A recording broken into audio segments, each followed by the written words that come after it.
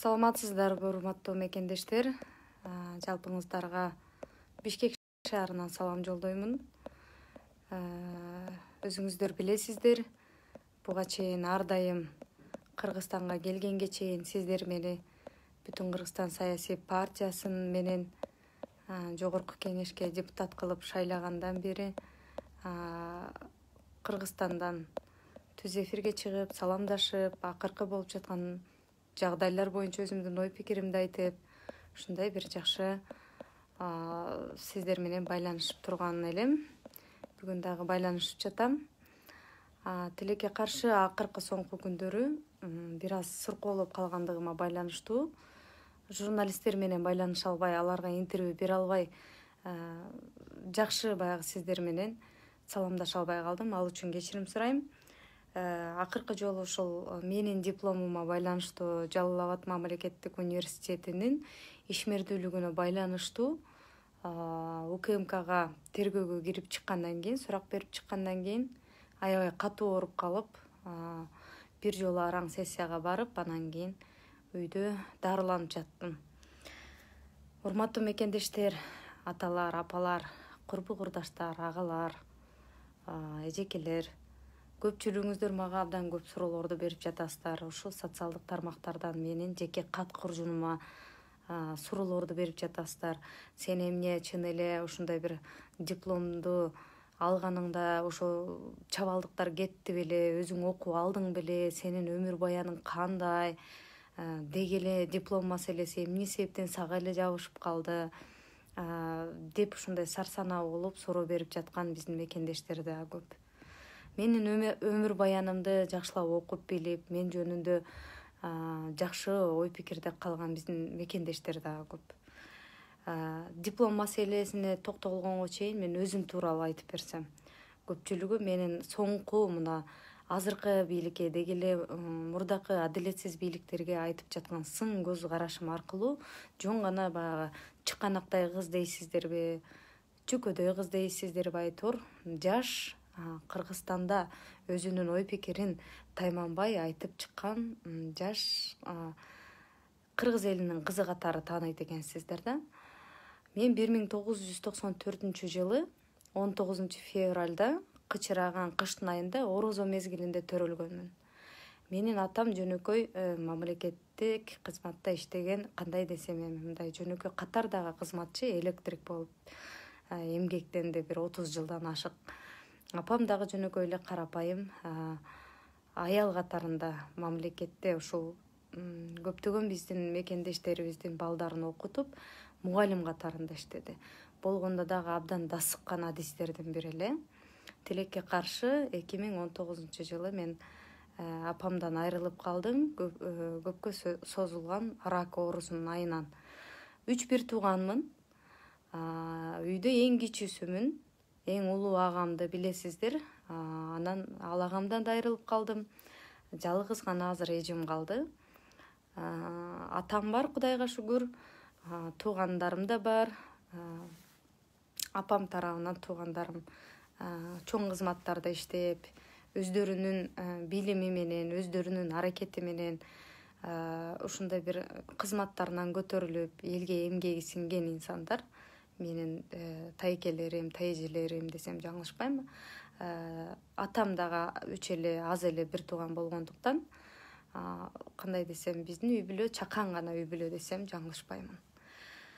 Ал эми мен 2000 жылы мектепке 1-класска окууга кирип, 2011 жылы мектепти Жумакадыр Мойдонов атындагы номер 11 мектебин аяктап, 2011 жылы ошол эле жылы баягы мен ОРТ деп коет бизде, ошол мамлекеттик тестти тапшырганымда жакшы бал алып, ушул Бишкектеги чоң 5 окуу жайга өтсөмбү деп анан мага сунушташып, апам дагы сунуштап ошол жылдары Кыргызстанга окуп, ошол милицейский академия деп коет.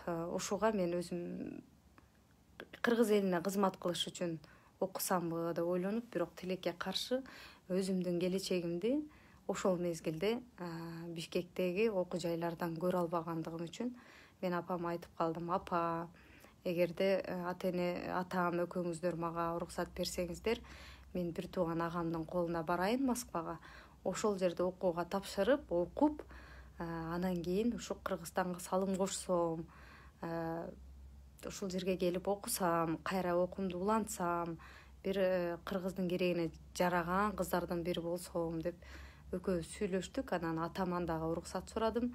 Атам болсо ар дайым баягы мен атанын кызы болгондуктан ар дайым менин ар бир тандоомду сыйлап, ар дайым өзү жол көрсөтүп, өзүнүн ак сөзүн айтып, туура жолду көрсөтүп тургандыктан заматта эле атам колдоо алды. Албетте баягы көкүрөк күчүгүнөн, өздөрүнүн ушу кенже кызынан болгондо да мен эжем турмушка чыгып, өзү үй бүлөлүү болуп жүргөндүктөн, бир тууган агам Москвада көп жылдардан бери жашап жүргөндүктөн, мен үйдө жалгыз мен, атам, апам үчөөбүз эле жашагандыктан мени өздөрүнүн уясынан учурушу абдан кыйын болду. Эмне себептен? Себеп дегенде көнүп калышкан, мен дагы ата энеме кыргызча айтканда мындай жытыгып калып, ушундай бир көнүп, алардан да менин кетишим өтө кыйынга учурады да. Анан 2011-жылы мен июнь айларында, июндун аяктарында аттестатымды алып эле Москвага кеттим.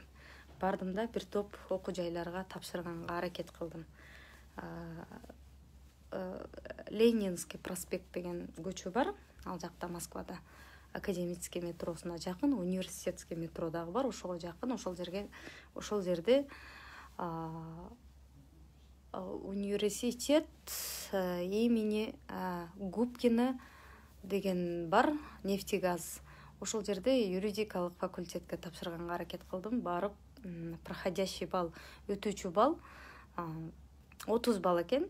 Анан мен өзүм кыргыз мектепте окугандыктан баягы кандай десем, бир аз орусчадан кыйналып турган убагым эле. Анан бардым дагы баары бир аракет кылып көрөйүн, математикадан жакшы окудум. Баары бир баягы орус тилинен олимпиадаларга катышып жүргөнмүн. Кыргыз мектепте окусам дагы аракет кылып көрөйүн дедим. Мен менен кошо ошол жерден бир Вьетнам улутундагы, Корея улутундагы, ошондой эле баягы Пакистандан келген, Индиядан келген ар кайсы улуттагылар кошо биргеликте ошо Орусиянын башка облустарынан келген жанагы мен сыяктуу эле ошол жарандар келип эле, ошол бөлөк улуттун жарандары келип эле биз чогуу экзамен тапшырдык. Анан экзамен тапшырдык да юридикалык факультетке. Мен ошол жерден 22 балл алдым дагы 30 баллга жетпей калдым. 30 баллга жетпей калдым. Мен абдан капаланып чыктым да, мен жогорку окуу жайга өтпөй калдым, кандай болот деп чыксам, жеңем ошо раматылык менин бир тууган агамдын аялы, экөөбүз барганбыз. Анан кыжалат болбо, жанагы өтпөй калганымды заматта билген жокмун. Кайсы бир күнү 1-2 күндөн кийинби ушундай бир результатын, жыйынтыгын көргөнү келсеңер болот деди. Анан 1-2 күндөн кийин барсак, жыйынтыктарын илип коюптур. Ошондо мен 22 балл алып, 8 балл жетпей калган да. Анан ошол жерде мен башка ошол Орусиянын башка облустарынан келген башка ушул мен сыяктуу баягы сынакка катышкан жигит кыздардын балдарын карасам, алардыкы кээ бирөөлөрдүкү 2 балл, 3 балл алгандар да бар экен. Анан мага ал нерсе мотивация болду. Анан ошондо мен өзүм окуу жайларга барганга, кээ бир окуу жайларга ошентип атып август болуп кетип, мен кечигип калдым да. Кечигип калып, анан айттым, мейли эми баягы мен кыргыз мамлекетинин жараны болгондуктан көпчүлүк бюджетке өтө турган жанагындай окуу жайларда квоталар чектелип калыптыр. Эртерээк келсеңер балким өтөт белеңер деп ошол жерде айтып калышты. Анан мейли 11-класстын аттестаты менен 2 жыл колледжге окуйм дагы, анан кийин окуумду жогорулатып аламын. Мага да бир топ жеңил болот, контракт азыраак экен деп 2 жылдык Московский бизнес колледжге тапшырдым. Бизнес колледжге тапшырып, собеседованиядан жакшы балл алып өтүп кеттим. Өтүп кеттим да, ал жерде бухгалтерский учет, спецбухгалтер ушуга тапшырдым. Анткени бир тууган агамдын кеңеши ошол болду. Сен бул учетко тапшырсаң, бул жерде эсеп менен иштеген жаштар абдан жакшы айлык алат, өзүңдө келечегиңе жакшы, ушундай бир мүмкүнчүлүктөр бар Москвада деп калды. Бирок мен жан дүйнөмдө ошол баягы юридикалык факультетке өтөйүн же болбосо кайсы бир коомго аралашып ушундай бир өзүмдү башка тараптан көргүм келген да. Анан кийин макул деп ошондо контракт 52.000 рубль болчу. Бир тууган агам ошол контрагымды төлөп окууга киргизди. Анда мен 17 жашта элем. 17 жашымда Москвада мен бизнес колледжге учет спецне окууга кирдим дагы, анан окуп жүрдүм. Москвада биздин кыргызстандык мекендештер абдан көп болчу ошол мезгилде. Бирок баягы эрте менен эрте туруп агамдын балдарын мектепке апарат элем дагы, анан кийин эле ошол метро менен окууга барчумун. Ошол кезде студенттерге атайын баягы студенческий билет алгандарга студенческий проездной деп коет. Баягы проезднойго сен арзандатылган баа менен проездной аласың, ал надземный транспорт, подземный транспорт деп коет. Жердин үстүндө жүргөн жанагы коомдук унаалар, жердин астында жүргөн унааларга ушундай бир транспорттарга арзандатылган ушундай проездной аласың. Жердин үстүндөн жүргөндөргө 230 рубль төлөйт элем бир айына. Метрого жердин астында жүргөн ушу поезддерге 250 рубль төлөчүм. Ошо менен жалпы жондан бир айына мага 500 рубль каражат кетчү эле. Үйгө келип тамактанчык, үйдө мен байкемдин балдары менен биргеликте ойноп, алар менен биргеликте мен балалыгым өттү десем жаңылышпайм да. 17 жашымда окууга кирип, 19 жашымда аяктадым. 19 жашымда аяктадым да, анан мен ошол жерде Москвада окуп жүрүп, биздин мекендештердин мен сыяктуу 17, 18, 19 жаш мындай кандай десем, мен сыяктуу жаштардын ошол жерде кыздардын айрыкча пол жууп, жигиттердин кар күрөп, ата-энесине акча салып жүргөн баягы арыз арманы, алардын кандай десем, мигранттык жашоосу ушунчалык жан дүйнөмдү баягы кандай десем башкача ойго салган да. Эмне себептен жаштар ушул кычыраган мына биздин кошуна мамлекет Казакстандын жаштарындай болуп керемет ушундай университеттерде окубайт көпчүлүгү? Эмне себептен биздин жаштарга мүмкүнчүлүк түзүлбөйт? Эмне себептен ушундай студенттерге ар кандай мүмкүнчүлүктөр каралбайт деген ойлор мени кыйнай берчү да. Анан мен колледжди бүткөндөн кийин апам айтып калды, ошо колледжди бүтө элек окуп жүргөндө 2012 жылдары бир ноябрь айларында апам айтып калды, мен 2011 колледжге окууга кирип жатпаймынбы? Ошол жерде мекенчил жаш деген гезит бар, барып ошол жерге бош убактыңда бекер жүргөнчө бекер иштегениң жакшы, үйрөнөсүң, коомчулукка аралашасың, кыргыздарга жардам бересиң деп калды. Анан макул деп мен издеп Олимпийский мына проспект Мирада Олимпийский деген чоң бир эме бар эле, ошол жерге барып, анан мына Темирлан Бекботоев деген агабыз бар, өзүңүздөр азыр Facebook социалдык тармагынан кирип карасаңыздар болот. Ошол Facebook социалдык тармагында өзү активдүү отурат. Иман Нуру партиясынан депутаттыкка ат салышты, кандидат болду, талапкер болду. Ошол агабыздын колунда мен алгачкы жанагы журналистикага таштаган алгачкы кадамым ошондо. Мен бухчет специнде окуп жүрсөм дагы өзүм ушу жан дүйнөм коомдук иштерге тарта берди. Аны Мекенчил жаш деген гезитине ишке кирип, сайтын карап, анан мен ошондо гезиттерди ошол эле учурда биздин кыргыздардын медцентр деп коет, ошолорго гезиттерин ташып алып барып берип, ошол жердеги баягы биздин мекендештердин жашап иштеп жүргөнүн дагы да мындай кененирээк таанышканмын да. Ошону эскерте кетейин дедим. Жана резюмеңде Мекенчил жаш деген газетада ушинтип журналист болуп иштеген экенсиң, мунун чынбы же кандай деп сурагандар да көп болду да. Ошон үчүн тактоо иретинде мен кыстарма катарында айтып атам. Ошентип ал жерде бир жарым жылдан көбүрөөк иштедим, окууну да бүттүм, анан Кыргызстанга каникул учурунда ошо дипломумду алып келдим. Келдим дагы анан ошо кайра эле ошо Москвага окууга тапшырайын деп жаткан учурумда апам айтып калды. Кызым, сырттан ошо журналистика факультетине окууга тапшырып койбойсуңбу? Сен өзүң гезитте да иштеп калдың, сайттарда да иштетип калдың. Өзүң болсо коомдук иштерге аралашып, ушу кыргыздарга жардам бергенге аракет кыласың. Бош убактыңда бир бизнес жасаганга аракет кылып көр деди.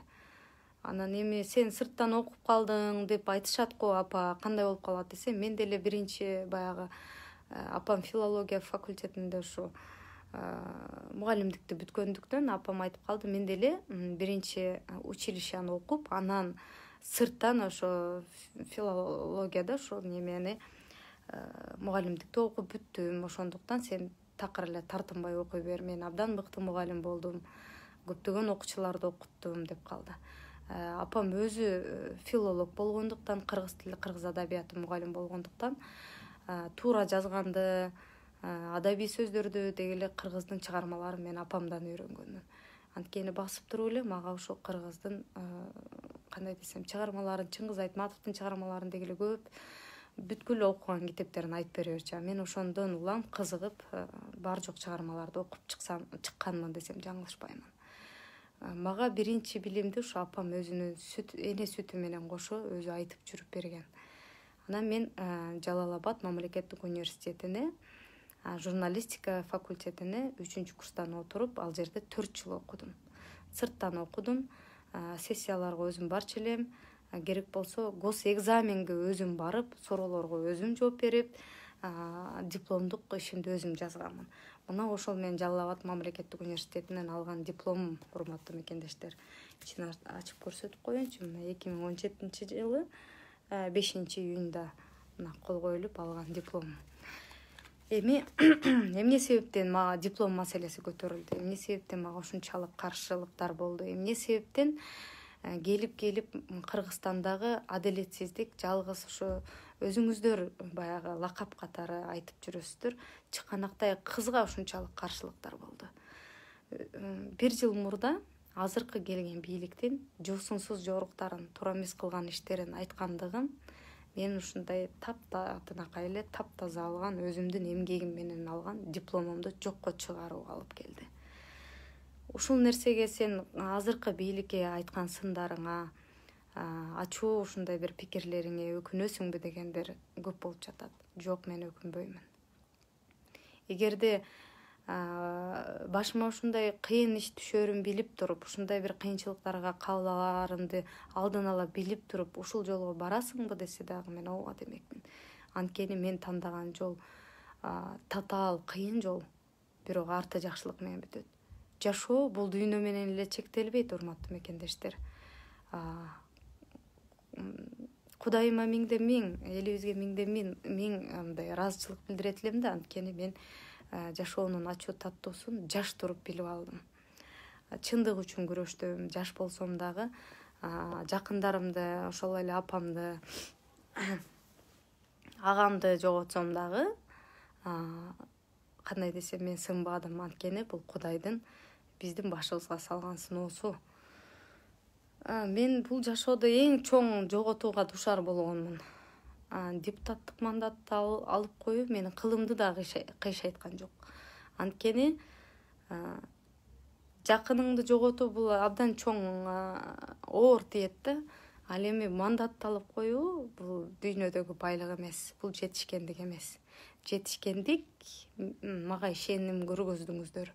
Менин жетишкендигим сиздер менин таза, туура жолдо жүргөнүмдү билесиздер. Менин өкүнгөнүм эмне? Биздин миллиондогон мекендештердин тагдыры талкаланып жатканы. 30 жылдап ошолордун жашоосу үчүн күрөшпөгөн, ошолордун жашоосун талкалаган, бизди ушул чет мамлекетке тентитип койгон Аскар Акаевдин акталгандыгы. Комтөр маселесинде биз Садыр Нуркожоевичке ишеним артып, аны колдогонбуз да. Бирок ошол комтөрдү талкалап, кыргыздын ырыскысына түкүргөн адамдын акталганы. Ушул мени абдан жан дүйнөмдү жаралайт да. Кечирим сурайм, абдан бир эмоцияга берилип кетип атам, анткени биз чындыкка жетебизби деген нерсе кыйнап атат да. Урматтуу мекендештер, мен бир тууган агам менин колумда жан берди. Жөн эле туруп, ошо жүрөгү кармап калып жан берген учуру болду. Ошондо да сынбаган агамдын 40-ын өткөрүп коюп, аза күтүп кетип аткан жеримде мени кармап кетишкенде сынбаган депутаттык мандатты алып койсо сынып калмак белем. Ушундай адилетсиздик көрсөтсө сынып калмак белем. Менин мисалымда сиздер азыркы бийликтин чыныгы жүзүн көрдүңүздөр. Алар кандай адамдар, кандай коррупционерлерди актап атат. Алар кыргыздын ырыскысына кантип түкүрүп жатат. Булардын чыныгы жүзү кандай, баарын көрүп жатасыздар. Шайлоо учурунда Кыргызстанды бажырайта мен баннер илген жокмун. Бир да агитатор, үгүтчү, насаатчы жалдаган жокмун, акча жумшаган жокмун. Чырылдап кичинекей болсом дагы чындыкты айтып жүрдүм. Ошол эле учурда мага ишеним арткан бүтүн Кыргызстан саясий партиясынын бар жок өкүлдөрүнө, бар жок мүчөлөрүнө ыраазычылык билдирем. Айрыкча чоң ыраазычылыкты, чексиз ыраазычылыкты Адахан Кимсанбаевичке билдирет элем да. Мага окшогон жаш Кыргыздын карапайым кызы, элим жерим деген баягы үмүтүбүздү, тилегибизди баягы ишке ашырып, бизди өзүнүн партиясы менен алдыңкы катарда, шакирт катарында кабыл алып баргандыгы үчүн ыраазычылык билдирем. Мына Кыргыздын чыныгы лидери кандай болуш керек? Бар жоңуздар айтасыздар, Мадумаров текебер, Мадумаров деген ушундай бир туура эмес иштерди кылган депчи. Жок, кезинде мен Садыр Жапаровго кандай ишенсем, Мадумаров деле ушул жакшы үмүт тилеги менен кайсы бир жетекчилерге ишенген чыгар. Бирок алардын курмандыгына айланып калган учурлары болду. 30 жылдап ушундай каралоого сынбай, 29 жашынан депутат болуп, элге ак кызматын арнап, ушинтип сынбай чачтары агарса дагы эркинин күчтүүлүгүн айынан келатат. Анткени элге болгон сүйүүсү чексиз. Мен ошол кишидей болгум келет. Ооба, ар бир эле адамдын өзүнө жараша кемчиликтери болот.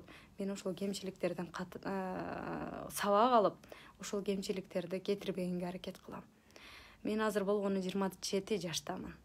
Буйруса, ушу мына Кыргызстанда адилетсиз менин дипломумду сен дейт, бухгалтерский учетту бүтүп журналистикага өткөнсүң, бул туура эмес дейт.